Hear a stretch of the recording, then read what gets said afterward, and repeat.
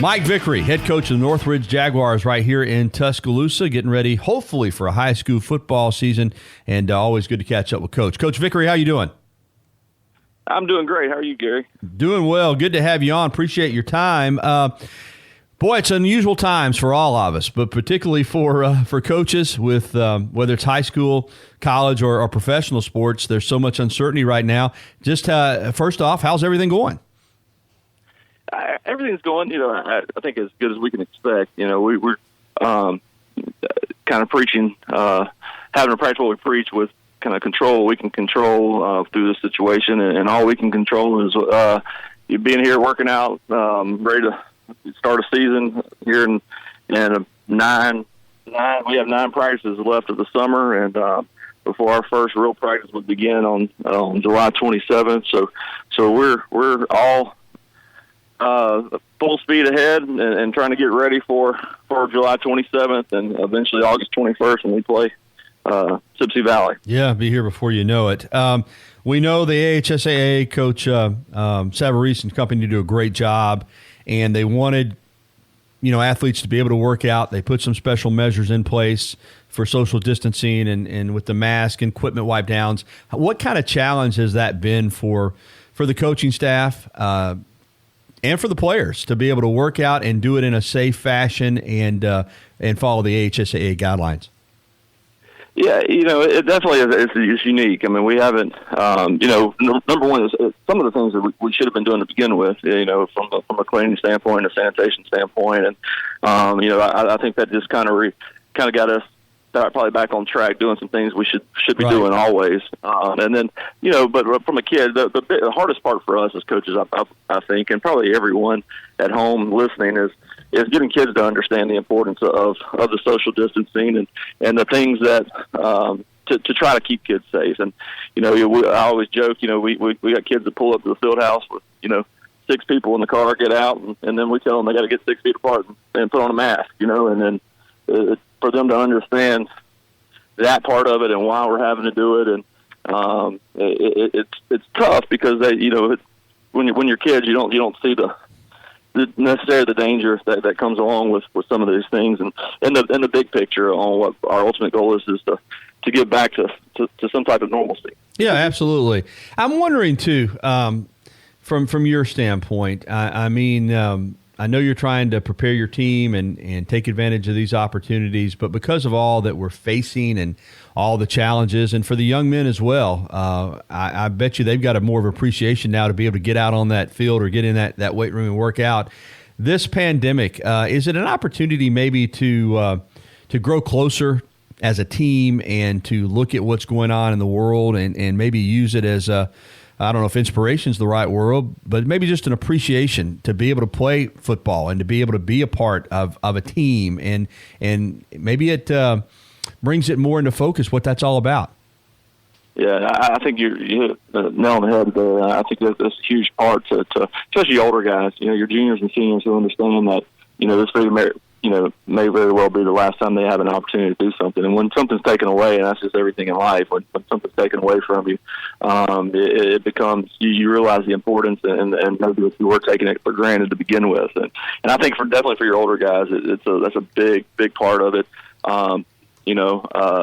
To the uncertainty on, I get a few texts every week from guys, Coach, have you heard anything? Please tell us we're playing. We don't want to miss our senior year. Those kind of text messages. So it does put things in perspective, especially our older players. And I do think it's a time that people,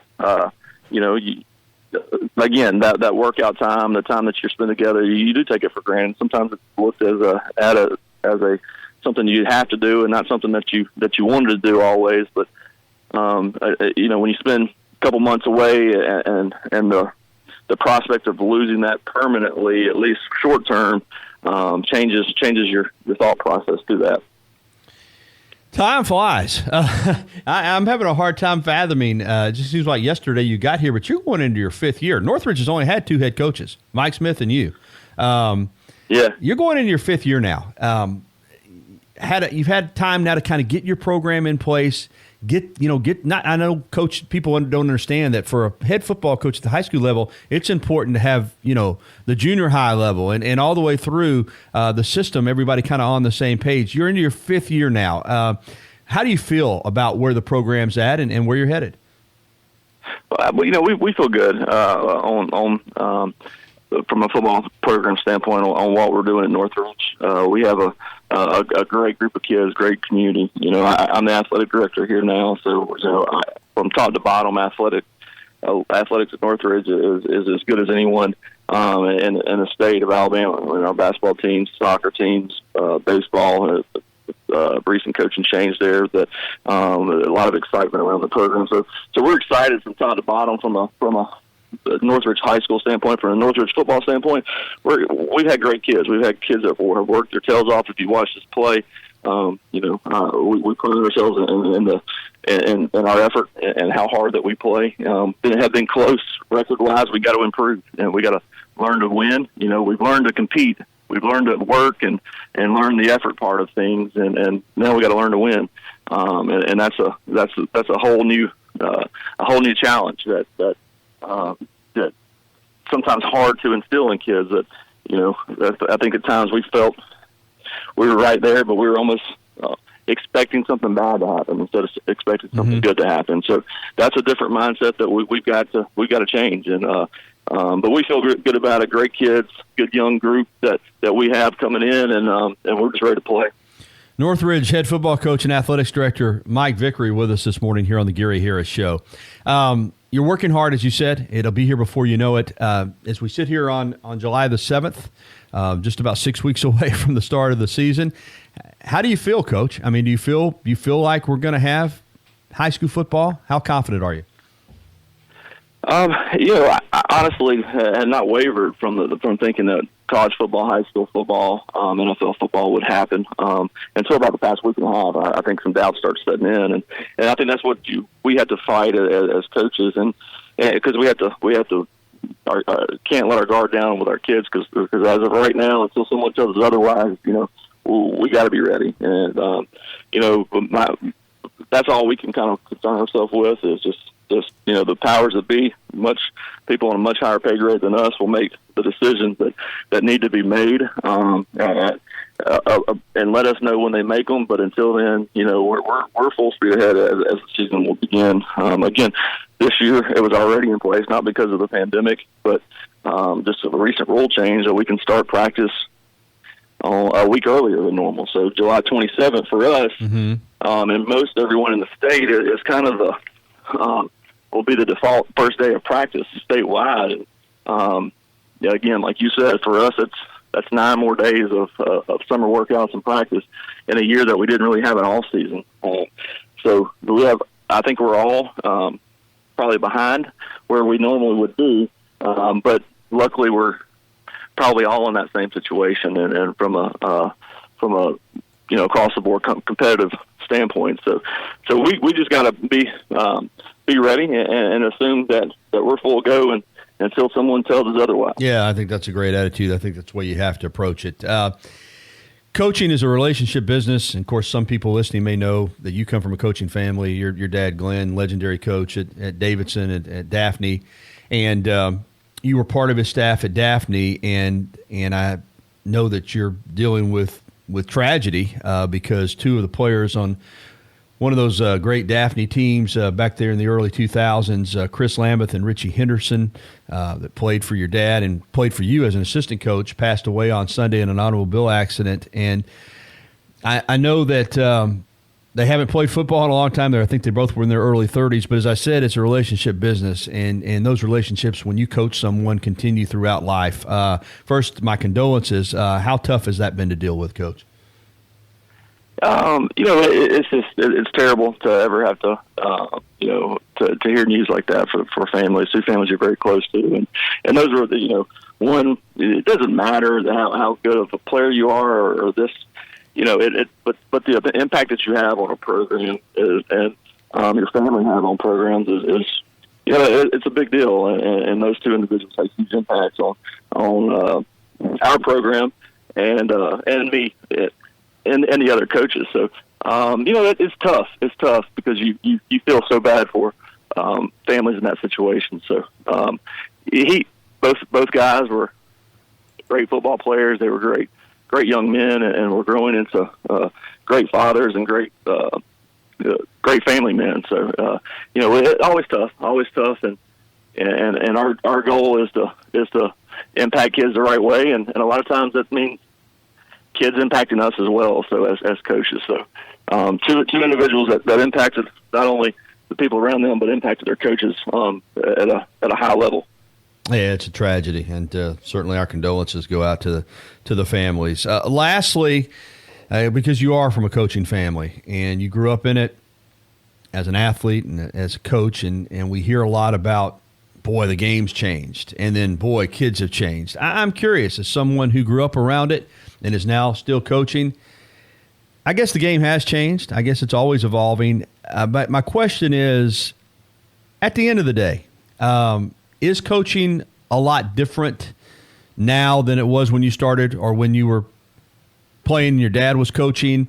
Or at the end of the day, is it still pretty much what it's always been? How has it changed? Have the kids changed? What's it like now coaching in 2020, as opposed to coaching maybe in 2000 or 2005? I think there's obviously there's constant change, and I think just as much as anything, I think coaches have changed. I think everyone changes from that standpoint. But I think from a football perspective, there's ways in which we go about trying to get the end result. That's different. There's a lot of, the all-season programs, the year-round stuff is definitely changed. The recruiting has definitely changed.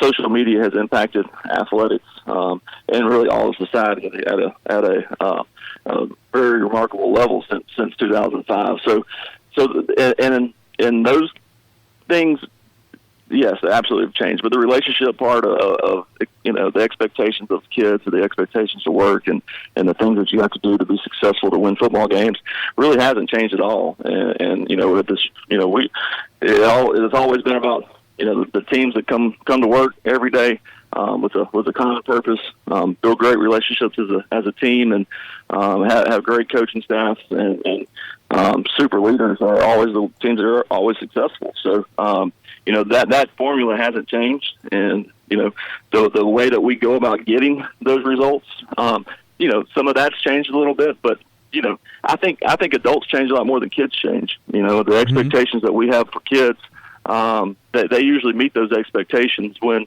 they're defined and laid out for them. So if kids aren't meeting those expectations, usually it's because of they haven't been laid out in front of them for them to meet them. So the kids are just eager to work and impressionable and want to be coached, and it's our job to figure out the way to do that the most efficient way. Class 6A Region 4, just a final thought. Boy, you are in a great region. I love it. I love the symmetry of the region. Everybody's pretty close. Hueytown and Bessemer City are just right up the road, and everybody else is pretty much here in the Tuscaloosa area with Paul Bryant. McAdory too, but they're just up the road. Paul Bryant to Hillcrest, yourselves, and Brookwood. It's a tough region, but it's a great region to be a part of. And you said earlier you feel like your program's headed in the right direction, but boy, it's always tough in Class 6A Region 4, isn't it, Coach? It is. We have good coaches, good teams, good players. I think especially the city of Tuscaloosa and the county, Tuscaloosa County, really did a nice job this year. And while I'm excited and hoping like heck that we do have an opportunity to play football, and then because the Tuscaloosa area is going to have some great matchups from the city of Tuscaloosa and Tuscaloosa County. We're playing Gordo and Tennessee Valley for the first time. Tuscaloosa County's playing. We're a lot of local big time matchups between Tuscaloosa city and county schools, and I think it'll be an exciting year in Tuscaloosa. Probably the most exciting, just kind of intertwined schedules that since I've been here. We're not. In the past few years, we've traveled to the Mountain Brooks and the Mophilses and all, and everywhere in between, and Theodore's and Mobile's.